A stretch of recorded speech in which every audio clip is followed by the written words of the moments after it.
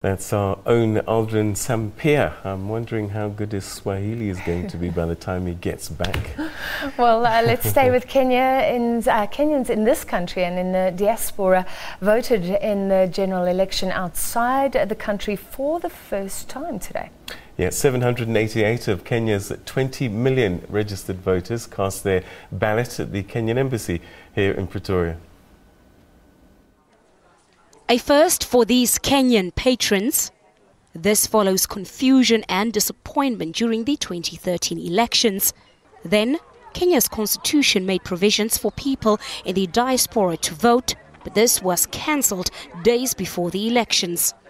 And 4 years later, great news for many from this East African economic hub. We fought very hard to try and get at least a polling station in the diaspora. We are one of the few countries that are lucky. This year we are quite excited because the process of registering at home and coming back and going back to vote is quite expensive, and for many people it's not possible, whether it's expense or it's work and so on. Previous years, dozens died in pre-election violence fueled by ethnic divisions. This year, a peaceful sight. Unfortunately, at the end of the day, I think the impact is a lot more far-reaching to the citizen. We make enemies of each other, whereas we are not.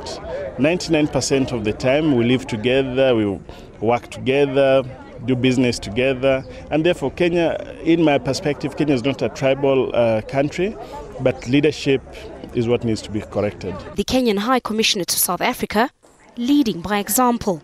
It's a significant achievement for our electoral process and also for the realization of the right to vote for Kenyans outside Kenya. So we're quite pleased that it's happened from planning to actualization, and the turnout is really good. A few challenges that we've been having is some Kenyans are registered in Kenya coming to vote in South Africa.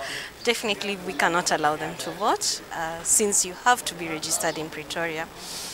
Apart from that, everything else is okay. Vote counting will start immediately and results are expected within 24 to 48 hours.